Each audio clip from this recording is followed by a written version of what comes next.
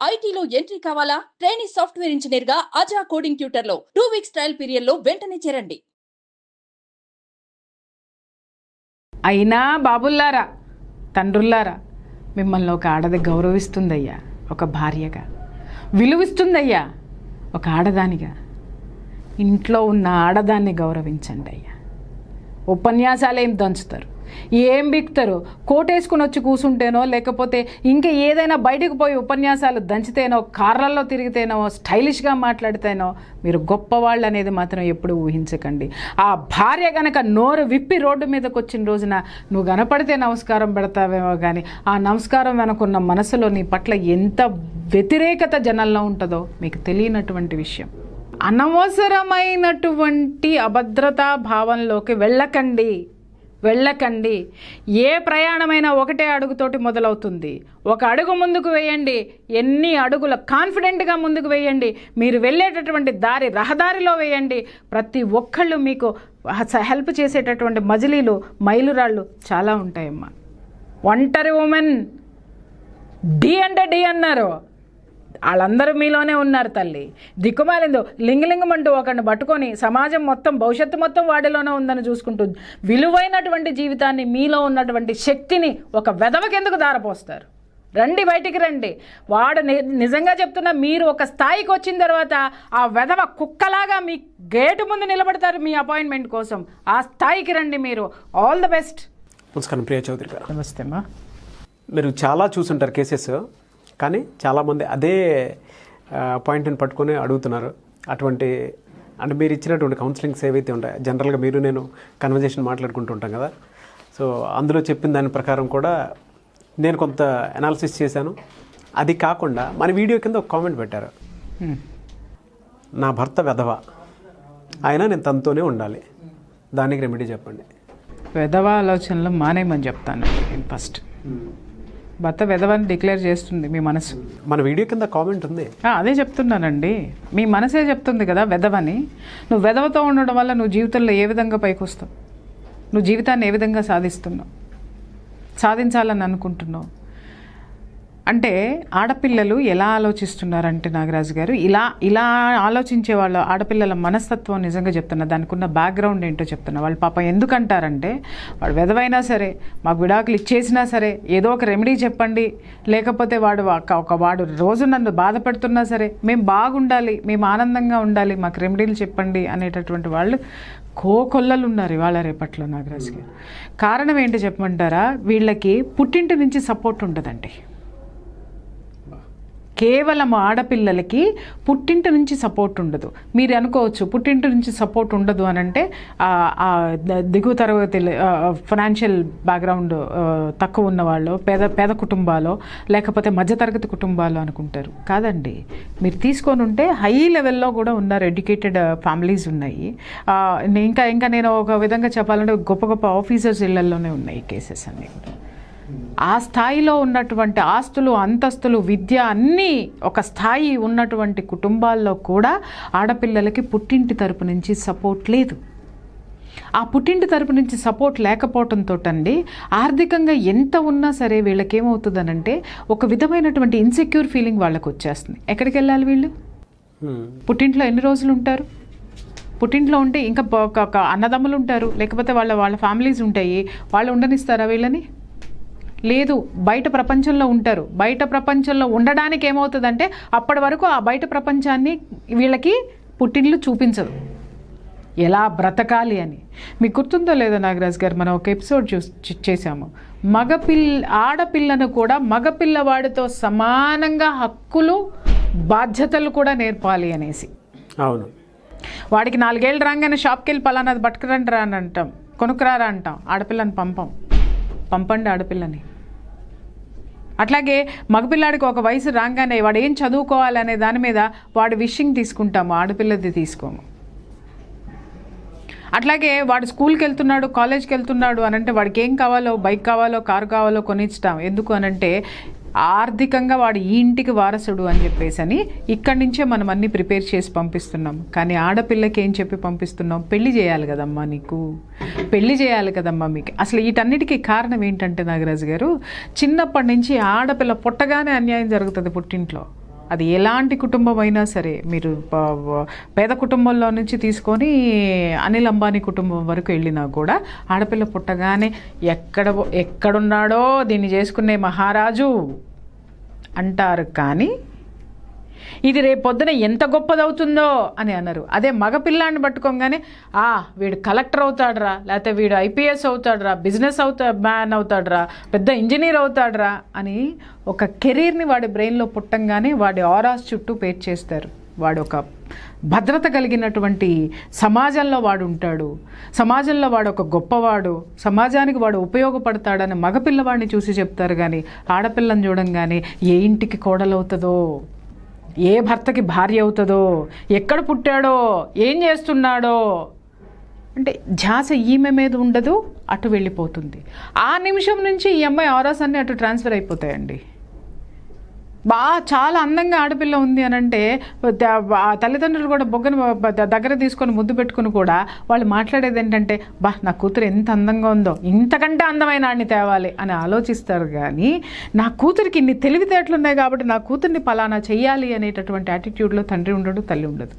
చాలా తక్కువ ఉంటారమ్మా, చాలా తక్కువ. బట్ ఆల్మోస్ట్ ఎంతసేపు చూసినా పిల్లల్ని పెంచాలి, ఒక స్థాయికి వచ్చాయంగానే పెళ్లి చేసేయాలి, పెళ్ళి పెళ్ళి పెళ్ళి పెళ్ళి అనగానే ఈ మాటలు చిన్నప్పటి నుంచి విన్నటువంటి ఆడపిల్ల ఏం చేస్తుందంటే, నా స్థానం అక్కడ కదా, ఇక్కడ కాదు అనేది మెంటల్గా ఆ లోపల ఫిక్స్ అయిపోతుంది. తను ఎంతగా ఫిక్స్ అవుతుంది అని అంటే, ఆవిడ నిద్రలో లేపి మనం కూర్చోబెట్టినా కూడా ఏందమ్మా అని అంటే, అమ్మ కలొచ్చిందమ్మా, నాకు పెళ్ళయిందంట అని. ఎక్కువ ఈ పెళ్లి గురించిన కళ్ళే వస్తాయి ఆడపిల్లలకి.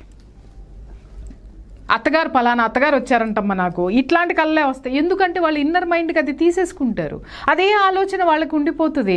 వాళ్ళు ఏం చదువుతున్నా, ఏం చేస్తున్నా, ఏం తింటున్నా, ఏం తాగుతున్నా, ఎంత చేసినా మొగుడు, లేకపోతే ఆ బాయ్ ఫ్రెండ్ మొగుడు రూపంలోనో, లేకపోతే వాళ్ళు ఆలోచించేటటువంటి ఆలోచనలు కళల రూపంలోనో ఆవిడ జీవితం మొత్తం ఒక మగాడి చుట్టూ తిరుగుతుంది తప్ప తన కెరీర్ చుట్టూ కానీ, ఈ సమాజంలో తన పాత్ర ఏంటని కానీ, తన బాధ్యత ఏంటని కానీ, తన శక్తి ఏంటనేది కానీ తెలియకపోవడం. దాంతో ఏమవుతుందంటే నాగరాజ్ గారు, ఈ పుట్టిల్లో ఎప్పుడైతే ఆడపిల్లకి సపోర్ట్ ఇవ్వదో, ఒక ఏజ్ వచ్చేసిన తర్వాత ఎప్పుడు పెళ్ళి అవుతుందా అంటే ఒక పెళ్ళి ఏజ్ రాగానే ఏంటంటే ఆడపిల్లని మరీ ఘోరంగా అన్నమాట, గారాబంగానే చూస్తారు. కానీ ఎక్కడున్నాడో పెళ్లి కొడుకుని ఎతికేటటువంటి దీంతో కంగారు పడిపోతూ బెంగతోటి ఈ మాటలే అమ్మాయి చుట్టూ తిరుగుతూ ఉంటే, తొందరగా పెళ్లి చేసుకుని వెళ్ళిపోతే బాగుండు ఇక్కడి నుంచి.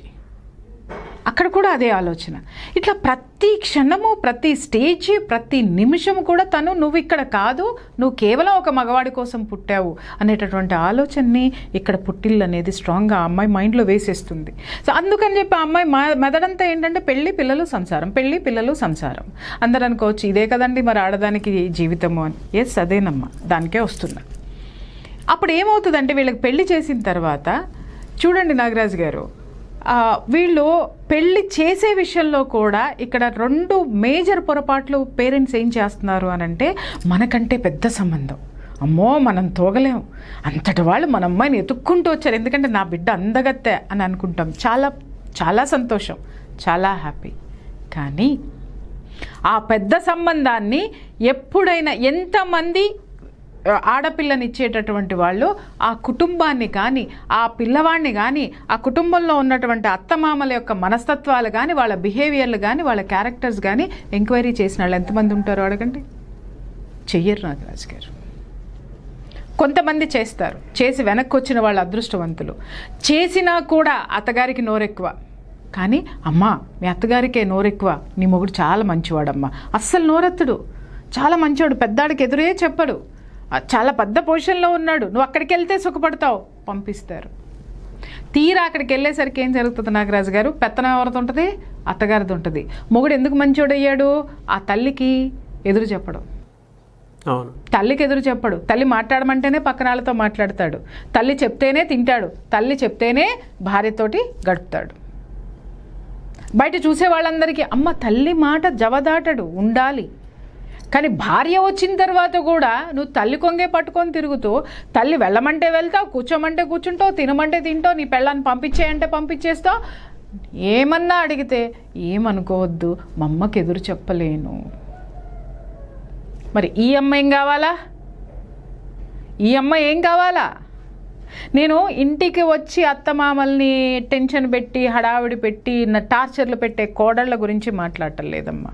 అత్తగారిళ్ళకి వచ్చి ఎంత నిస్సహాయంగా ఉండేటటువంటి కోడళ్ళు ఇవాళ ఎంతమంది కన్నీళ్లతో ఉన్నారో, ఎన్ని గుండెలు పగులుతున్నాయో వాళ్ళ ఉద్దేశం వాళ్ళ యొక్క బాధను చెప్పడమే నా ఉద్దేశం ఇక్కడ. ఆ కోణంలో మాత్రమే ఈ కేసుని చూడండి. నాగరాజు గారు వచ్చేసరికి ఏమవుతుందంటే, ఇతను పూర్తిగా వ్యక్తిత్వం లేనటువంటి వ్యక్తి. డబ్బు ఉంటుంది, హోదా ఉంటుంది, లేదు మధ్యతరగతిలో ఉన్నాడు, ఒక ఉద్యోగం చేస్తున్నాడు, బట్ పెత్తనం మొత్తం అత్తగారిదే, లేదు పెత్తనం మొత్తం మాంగారిది, లేదు పెత్తనం మొత్తం అత్తగారు మాంగారిది. ఇంకొక క్యారెక్టర్ కూడా వస్తుంది మధ్య మధ్యలో, ఏంటంటే ఆడపడుచు. అవును, ఓకే, బయట నుంచి నీకు నీ ఇంటికి వచ్చి శాశ్వతంగా నీ ఇంట్లో ఉండి నీ బాబోగులు చూసుకొని నీకు వారసులనిచ్చి నీ ఇంటి పేరుని నిలబెట్టేటటువంటి కోడలేమో నువ్వు అత్తగారు చచ్చేదాకా బయటదే. కానీ పెళ్లి చేసుకుని బయటికి వెళ్ళిపోయినటువంటి కూతురేమో అత్తగారు చచ్చేంత వరకు ఆ కూతురే, ఆ హక్కే. మరి ఈ బిడ్డ ఎవరి కోసం వచ్చింది? కన్న తల్లిదండ్రులు. నువ్వు 2 రోజులు ఆ కూతురు లేకపోలేదు, ఆ కూతురు కనపడలేదంటే ఈవిడ గిజగిజలాడిపోయి కూతురికి 4 ఫోనులు చేసేసుకొని మళ్ళీ పిలిపించేసుకొని 4 నెలలు ఇంట్లో పెట్టుకుంటుంది. మరి ఆ పిల్ల ఇంకొక అమ్మకి కన్న బిడ్డే కదా. నీ కూతురు ప్రేమను నువ్వెంత చేస్తున్నావో ఆ కూతురు ప్రేమను ఆ పుట్టింటి వాళ్ళు అదే చూస్తున్నారు కదా. అలాగే నీ కూతురికి నువ్వేం చేయదలుచుకుంటున్నావో ఆ కూతురికి కూడా వాళ్ళు అదే ముచ్చట్లు కోరుకుంటున్నారు కదా. నీ కూతురు ఎంత గొప్పగా ఉండాలని అనుకుంటున్నావో వాళ్ళు అదే అనుకుంటున్నారు కదా. అక్కడ కొన్ని మైనస్లు, రైట్? అది పడుతుంది ఆ పిల్ల, ఆ బాధలు కూడా ఉంటాయి. అది తీసేస్తే ఏమవుతుందంటేనండి, ఇంకా కొంత వచ్చేసేసరికి వీళ్ళకి ఏమవుతుంది, చిన్నప్పటి నుంచి నేను చెప్పాను కదా, ఒక ఆత్మవిశ్వాసంతో ఆడపిల్ల పెరగదు ఆ ఇంట్లో. ఎంతసేపు కూడా ఆధారపడేటటువంటి వ్యక్తిగానే ఉంటుంది, ఆధారపడేటటువంటి వ్యక్తిగా. వీళ్ళు ఆస్తులు ఇచ్చి పంపించేటప్పుడు కూడా ఏం చెప్తారు అని అంటే, అల్లుడు గారికి, మాంగారికి. అంటే నాకు అర్థం కాదండి, నిజంగా చెప్తున్నాను. ఈ వ్యవస్థ ఈ వ్యవస్థ ఎప్పుడు తగలబడుతుందో నాకు అర్థం కాదు. కానీ భార్యని నీ ఒంటి కోరికలు తీర్చి, నీ ఇంటికి చాకరీలు చేసి, నీకు వారసులనిచ్చి, నీకు అన్నీ చేసేటటువంటి ఒక ఆడది నీకెందుకు డబ్బిచ్చి ఎదురు రావాలి? ఇంకా పచ్చిగా మాట్లాడాలంటే నీతో పడుకోవడానికి డబ్బు కట్టి పడుకోవాలనా? నీకు చాకరీలు చేయడానికి డబ్బు కట్టి చాకరీలు చేయాలనా? నీకు వారసులను కనడానికి మళ్ళీ పుట్టింటికి పోయి ఆ ఖర్చులు కూడా భరించి నీకు తీసుకొచ్చి వారసులను ఇవ్వాలనా? ఎక్కడ దాష్టికం అండి ఇది భరించాలి అని అంటే. భరించే వాళ్ళు బాగానే ఉంటారండి, ఇచ్చిపుచ్చుకునే వాళ్ళు బాగానే ఉంటారు. ఇవ్వనాళ్ళ పరిస్థితి ఏంటి? ఇచ్చిన తర్వాత కూడా కష్టాలు పడేటటువంటి ఆడదాని గురించి మాత్రమే నేను ఇక్కడ మాట్లాడుతున్నాను. నేను ఒక అస్తిత్వం అనేది ఆ అత్తగారింట్లో చాలా వరకు దొరకనటువంటి పరిస్థితులండి ఇవి. అయినా సరే ఆడపిల్ల వెనక్కి రాదండి. అవును, ఎంత మనసు చంపేసుకుంటుంది. ఎందుకు అంటే పుట్టిల్లు పరాయిల్లు అవుతుంది ఆడపిల్లకి. అదే దౌర్భాగ్యం, పుట్టిల్లు పరాయిల్లు అవుతుంది. ఎందుకు అవుతుంది అంటే చిన్నప్పటి నుంచి నువ్వు అక్కడ ఆడపిల్ల ఆడపిల్ల ఆడపిల్ల ఆడపిల్ల ఈడపిల్ల కాదు, మన పిల్ల కాదు అనేటటువంటి మనస్తత్వంలో ఉంటారు. ఇంకొకటి ఏంటి అనంటే, సో ఈ పరిస్థితులు ఇలా ఉన్నాయి. పుట్టింటి నుంచి సపోర్ట్ దొరక్కపోవడం. ఇంకొకటి కూడా కొండకచో ఏమవుతుందంటే నాగరాజు గారు, పుట్టింట్లో కూడా పెద్దవాళ్ళు ఏంటంటే సమాజానికి కొంత భయపడతారు. పరువు రోడ్డును పడ్డాము అని అంటే, ఆడపిల్ల కోసం రోడ్డును పడ్డాము అంటే రేపొద్దున పరువు ఉండదేమో, నలుగురు 4 విధాలుగా అనుకుంటారేమో. రేపొద్దున మనం నోరు పారేసుకున్నామంటే అతను ఎదురు తిరిగాడు అనంటే మన పిల్లని మనం తెచ్చి ఇంట్లో పెట్టుకోవాలేమో. అవును, మా ఇంట్లో పెట్టుకుంటే అది ఈ సంఘంలో సమాజంలో ఒంటరిగా ఎలా బతుకుతుంది? కష్టమో నష్టమో, చావో బ్రతుకో, ఆడే చావు, అక్కడే చచ్చిపో. బతికావా బ్రహ్మాండంగా బ్రతుకు, చచ్చిపోయావా చచ్చిపోమ్మా. ఇక్కడ ఈ ఆడవాళ్ళు అక్కడికెళ్ళి చావనూ లేక, పుట్టింటికి వెనక్కొచ్చి బ్రతకనూ లేక, చస్తూ బతుకుతూ అనుక్షణం నరకం అనుభవిస్తూ ఆ బాధను ఎవరితో చెప్పుకోవాలో అర్థం కాక పిచ్చివాళ్ళు అయిపోతున్నారండి. నిజంగా మీరు నిజంగా మనం గనక ఒక్కసారి ఇట్లాంటి వాళ్ళందరినీ ఒక చోట పిలిచి నాగరాజు గారు ఒక పెద్ద హాల్లో మీటింగ్ ఏర్పాటు చేసి ఏమనద్దండి, ఒక్క 5 నిమిషాలు అందరూ ప్రశాంతంగా ఉండండి, మీరు చాలా బాగున్నారా, మీరు ఎలా ఉన్నారని ఒక్క క్వశ్చన్ అడగండి, ఆ హాల్ మొత్తం ఏడుపులతో నిండిపోతుంది నాగరాజు. నిజమండి. ఆ సౌండ్, ఆ వైబ్రేషన్ నిజంగా చెప్తున్నా ఈ దేశానికి కానీ ఆ కోడల్ని తెచ్చుకున్నటువంటి అత్తింటికి కానీ ఎలాంటి ఎఫెక్ట్ ఉంటుందో ఆ సౌండ్ వినిపిస్తే అర్థమవుతుందండి. నిరంతరం ఆ పిల్ల కన్నీళ్లు తడిచిన కళ్ళు తడిచినట్టే ఉంటాయి అన్నమాట. ఎందుకంటే ఎంతోమంది ఆడపిల్లలమ్మ ఫోన్ ఎత్తగానే నేను ఏడ్చేస్తున్నారు. నాకు కనీసం ఒక 15-20 నిమిషాల వరకు నాకు వాళ్ళని కన్సోల్ చేయడమే సరిపోతుంది, వాళ్ళకి ధైర్యం చెప్పడం సరిపోతుంది అన్నమాట. అంటే వాళ్ళు ఎవరికి చెప్పుకోవాలి, ఆడపిల్లలు పుట్టింట్లో చెప్పుకోవాలి, కానీ ఆ పుట్టిల్లు కూడా వాళ్ళకి ఆసరా ఇవ్వకపోతే ఒక తల్లిగా నన్ను ఎత్తుక్కుంటున్నారేమో అనిపిస్తుంది నాగరాజు గారు. అవునండి. ఎంతమంది ఆడపిల్లలు అంటే నాకు కూడా ఒక్కొక్కసారి ఏడుపు వస్తుంది, వాళ్ళ ఏడుపింటుంటే కోపం వస్తుంది పుట్టింటి మీద. కనీసము ఈ ఆడపిల్లల కన్నీళ్ళు కూడా తుడవలేనటువంటి తల్లిదండ్రులు దేనికోసం అండి? బిడ్డల్ని కని దేనికోసం?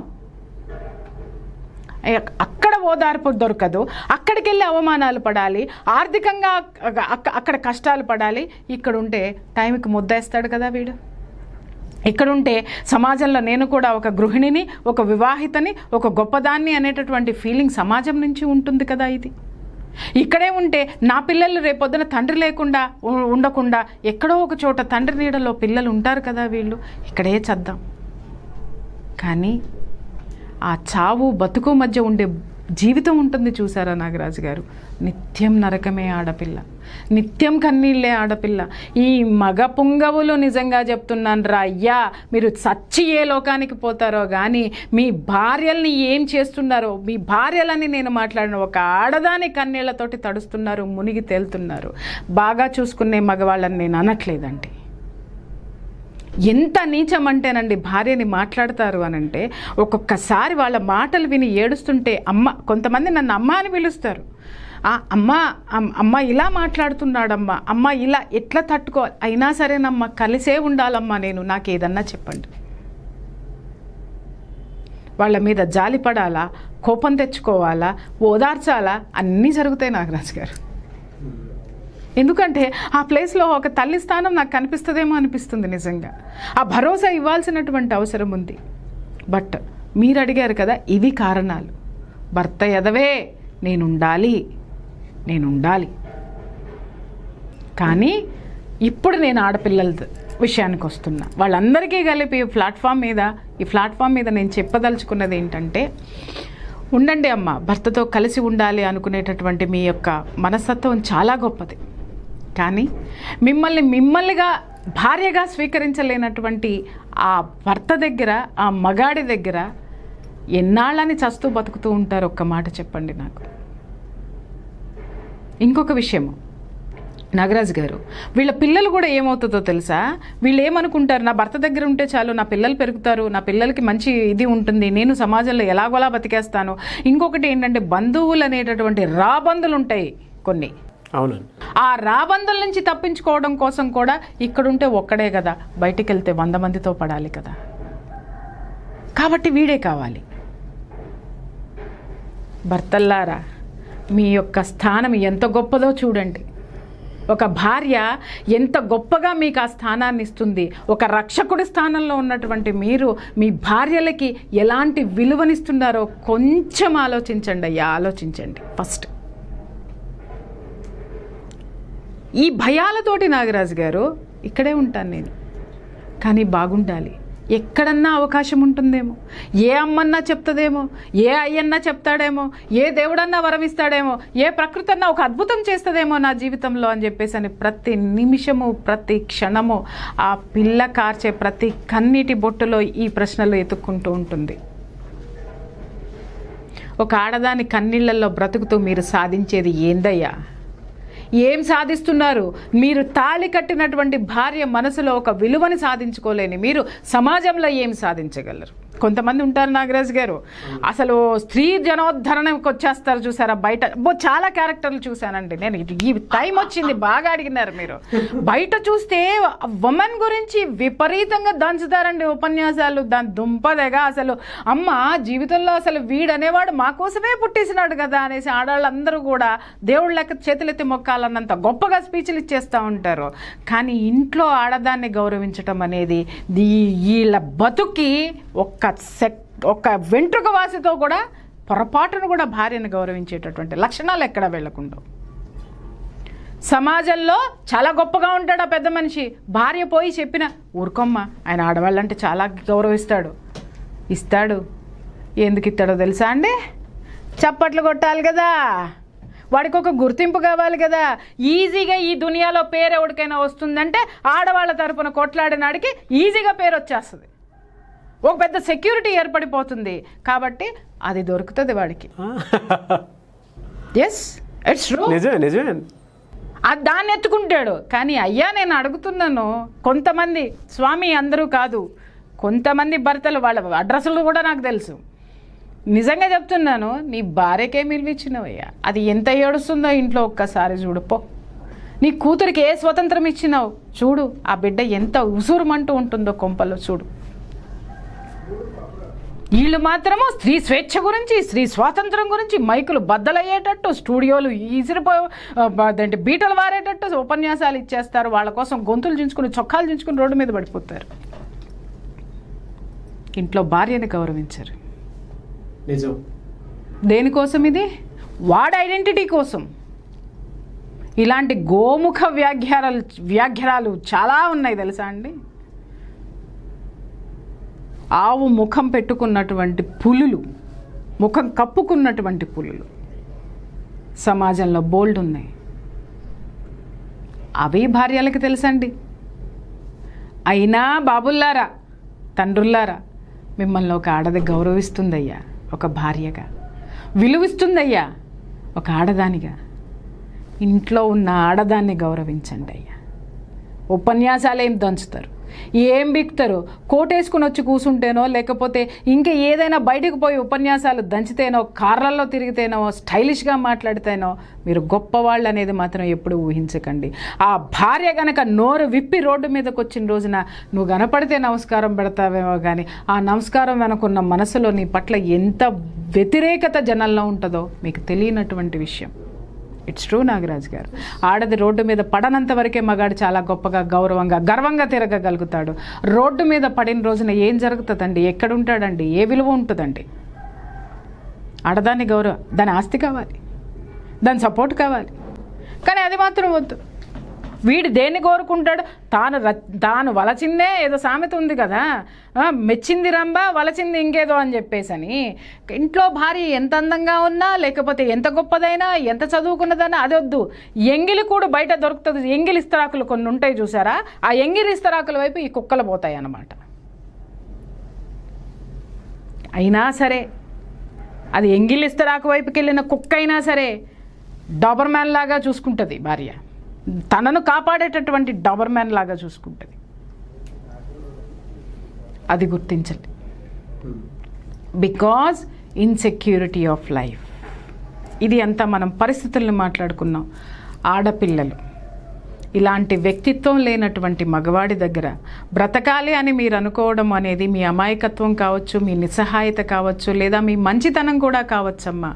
కానీ ఇట్లాంటి మనుషులతోటి జీవితాంతం మీరు జీవితాన్ని సాగదీస్తే ఇదే తండ్రి యొక్క ఆలోచనలు, తండ్రి యొక్క పోకడలు నాగరాజు గారు పుణికి పుచ్చుకున్న పిల్లలు చాలామంది ఉన్నారు. అవును. ఆ తర్వాత మీకు 2 కోణాలు చెప్పాలి. మీరు ఒకటే అడిగారు క్వశ్చన్, నేను ఇంకొకటి కూడా చెప్తా. ఇప్పుడు మీరు నా భర్త ఎదవే, నా భర్తతోనే ఉండాలని అడిగేటటువంటి క్యారెక్టర్స్ ఒక 30 ఇయర్స్ లోపే ఉంటాయి, లేదా ఒక 35 ఇయర్స్ లోపు ఉంటాయి. ఇప్పుడు ఇంకొక other side of the coin వస్తుంది. 45 ఇయర్స్ తర్వాత కొన్ని క్యారెక్టర్స్ వస్తాయి మన దగ్గరికి. కొంతమంది వస్తారు, అమ్మా భర్త సేమ్ స్టోరీ వింటాం మనము, సేమ్ స్టోరీ వింటాము. ఎట్లా వింటామో, ఎదవైనా సరే అతనితోనే ఉన్నానండి, కానీ చివరికి పిల్లలు కూడా ఇలాగే అయిపోయినారండి, నేను అప్పుడు మొగుడు కొట్టేవాడండి, ఇప్పుడు వీళ్ళు పెద్ద అయిన తర్వాత వీళ్ళు కొడుతున్నారండి. అప్పుడు మొగుడు నన్ను ఎగతాళి చేశారండి, ఇప్పుడు వీళ్ళు కూడా ఎగతాళి చేస్తున్నారండి. తండ్రి అచ్చం తండ్రి ఎలా ఉన్నాడో పిల్లలు కూడా అలాగే ఉన్నారండి. ఏం చెయ్యాలమ్మా ఈ జీవితంలో? నేను ఎట్లాగైనా సరే ఇప్పుడు ఏదో ఒక అద్భుతం జరిగిపోయి నా కాపురం బాగుండాలి. ఏం జరుగుతుంది? అద్భుతం నువ్వే చేసుకున్నావు కదా. అవును. ద డే వన్ నీ భర్త తప్పు చేశాడు అన్న రోజున సమర్థించుకున్నావు నువ్వు. ఎందుకు? మారతాడేమో నన్న ఆశతో సమర్థించుకుంటారు. ఇక్కడ చేసే పొరపాటు నేను చెప్తున్నా, మారతాడు అనేటటువంటి దాంట్లో మార్చే ప్రయత్నాల్లో ఎవరు ఉండరండి. రేపు మారతాడేమో, ఎల్లుండి మారతాడేమో, అవతల ఎల్లుండి మారతాడేమో, ఇంకా మారతాడేమో. 45 ఏళ్ళు గడుస్తాయి. నువ్వు ఏ ప్రయత్నాలు చేసావు? నేను అన్నీ చేశానండి, నేను నిలదీశానండి, లేకపోతే నేను ఇంకొకటి చేశా. ఒక తప్పు చేశాడు, 2 తప్పు చేశాడు, 1 పొరపాటు అనుకున్నావు, 2వది గ్రహపాటు అనుకున్నావు, 3వది చేసిన రోజున అలవాటు అనుకున్నావు కదా. తెలిసింది కదా. ఆ అలవాటుని మాన్పించాలి అని అంటే ఏం చేయాలి నాగరాజు గారు? వాడు గవర్నమెంట్ ఆఫీసర్ అయితే హయ్యర్ అఫీషియల్స్కి రిపోర్ట్ చేయి. వాడు ఉద్యోగం పీకేదాకా తీసుకెళ్ళు, వీలైతే పీకిచ్చు, మూసుకుని కూర్చుంటాడు ఇంట్లో. నువ్వు చేసావా? చెయ్యవు. ఎందుకంటే నీకు ఆధారం ఈ ఉద్యోగం కాబట్టి గమ్మున కూర్చున్నావు. వాడు ఎందుకు మారుతాడు? వాడికి కావాల్సిన వనరులు ఉద్యోగం రూపంలో నీకు వస్తున్నాయి కదా, లేదా వ్యాపారం రూపంలో వస్తున్నాయి, లేకపోతే ఇంకొక రూపంలో అతనికి ఆ దండిగా అందుతున్నప్పుడు నిన్ను చూడాల్సిన అవసరం ఏంటి? అతనికి అర్థమైపోయింది నీకు అతను తప్ప వేరే ఎవరు లేరు, గతి లేరు అని అనుకున్న తర్వాత నిన్ను ఇంకా ఆడుకుంటూ మొదలుపెట్టాడు. అతనికి సపోర్టివ్గా పిల్లల్ని తీసుకుంటాడు. మరి ఆ ఇంట్లో అతనికి సపోర్ట్ కావాలి కదా రాను రాను. అందుకని ఏంటంటే, అరే మీ అమ్మ అట్లా, మీ అమ్మ ఇది, ఒరే అది అట్లాగరా, ఇది ఇట్లరా, అదే అట్లా ఆ రోజు అలా చేసిందిరా, ఇప్పుడు ఇలా చేసిందిరా అని చెప్పి పిల్లలకి నూరు పోసి పూర్తిగా పిల్లల్ని కూడా తల్లి మీదకి విరక్తి చెందితే నేనేమంటానంటే, అమ్మ బ్లంట్గా చెప్తున్నా, 30 ఏళ్ళప్పుడో 35 ఏళ్ళప్పుడో వెనక్కి వచ్చేస్తే మీకు ఒక ఓపిక ఉంటుంది మీ పిల్లల్ని పెంచుకుంటానికి, మీరు ఏదైనా స్వతంత్రంగా బ్రతకడానికి. ఈ 45 ఏళ్ళు దాటిన తర్వాత బయటకు వచ్చి బ్రతకనూ లేరు, కష్టపడనూ లేరు, అట్లాగని దాంట్లో ఉండనూ లేరు. అది ఇంకా భయంకరమైనటువంటి నరకం. చివరికి ఎక్కడికి పోతున్నారు? ఆ సమయంలో అనాథ శరణ ఓల్డ్ ఏజ్ హోములకి చేరుతున్నారు. ఇది 40-45 ఏళ్ళకేనా? అవును అవును. ఎందుకనంటే వాళ్ళకి ఆర్థిక స్వాతంత్రం ఉండట్లేదు. ఎందుకంటే మొత్తం వాళ్ళే చేజేతులారా నాశనం చేసుకున్నారు. ముందర తెంచుకుంటేనేమో బంధాలు పోతాయి, సాగదీసుకుంటూ వస్తేనేమో జీవితం పోతుంది. ఏం చెయ్యాలి? కరెక్ట్ టైంలో కరెక్ట్ డెసిషన్ తీసుకోవాలి. అతనికి వ్యక్తిత్వం లేనప్పుడు, వెన్నెముక లేనటువంటి క్యారెక్టర్ అనేటటువంటి వెన్నెముక లేనటువంటి వ్యక్తితోటి మీరు జీవితాంతం కష్టాలు పడే కంటే ఒక ఆత్మవిశ్వాసంతో బయటికి వచ్చి మీరు ఒక కెరీర్ని ఎందుకు ఎంచుకుని దాని మీద ఎందుకు కాన్సన్ట్రేట్ చేయరు?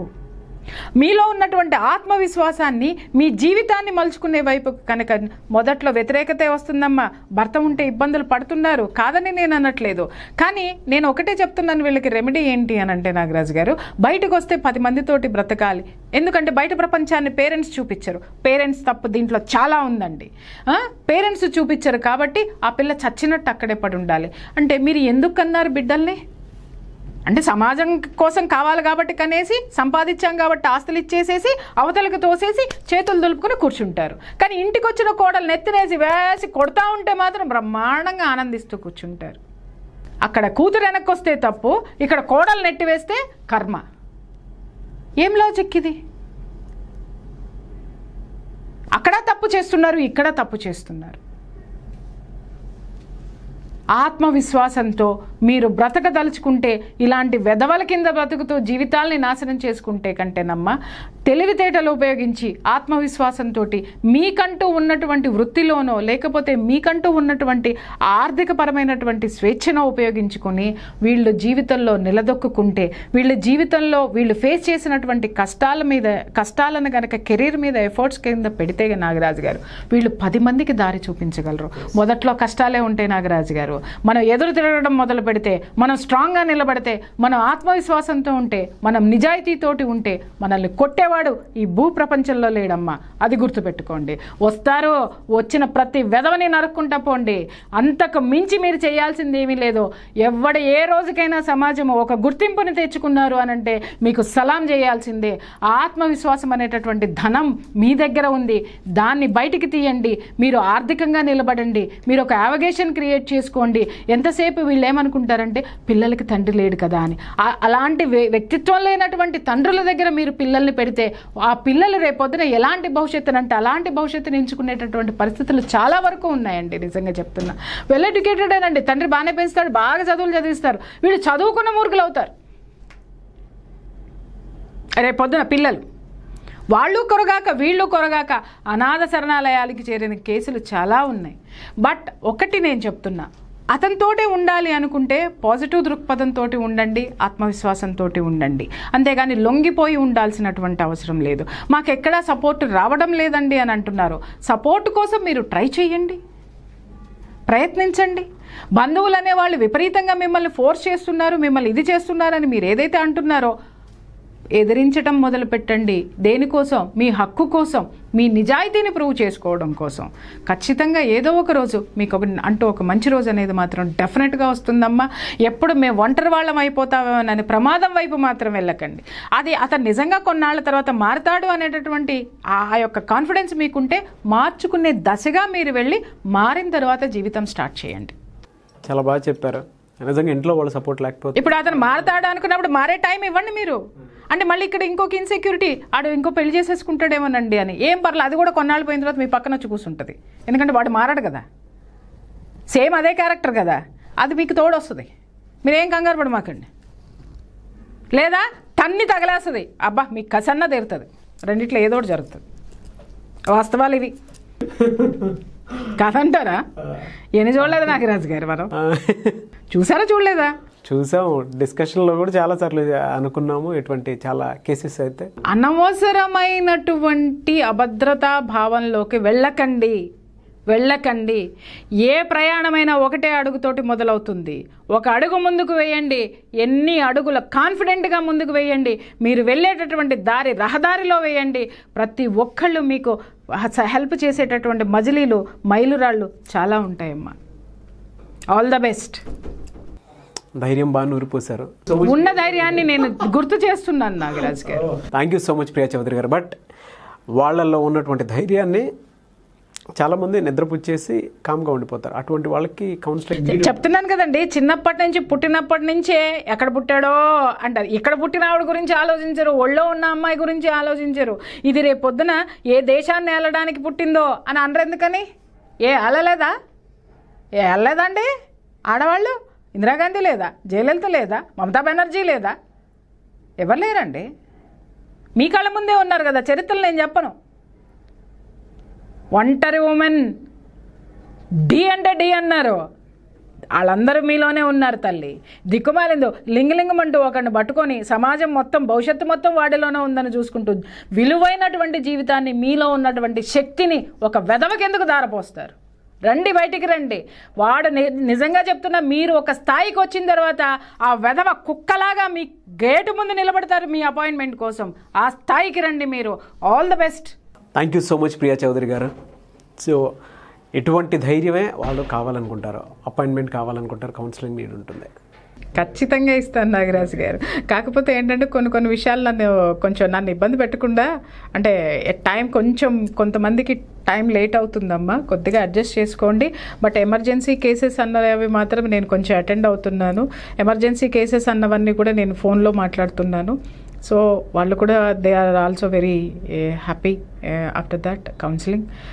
కాకపోతే తల్లి ఏడవాలనుకుంటే చేయండి. చేసిన తర్వాత ఒక నిర్ణయం తీసుకోండి. కానీ నిర్ణయం తీసుకోవడం కోసం జీవితాంతం ఏడుస్తూ కూర్చోకండి. Thank you so much Priya Chowdary గారు. చూశారు కదండి వీడియో. ఈ వీడియోపై మీ అభిప్రాయాన్ని కామెంట్ రూపంలో తెలియచేయండి. అండ్ చాలామంది ఆన్లైన్ ఆఫ్లైన్ క్లాసెస్ గురించి అడుగుతున్నారండి. నాకు ఈ మంత్ ఎండింగ్లో ఒక క్లాస్ ఉంటుంది నాగరాజ్ గారు. నేను కొంచెం 15th వరకు లిటిల్ బిట్ బిజీ ఉన్నాను. 15th డిక్లేర్ చేస్తాను నేను.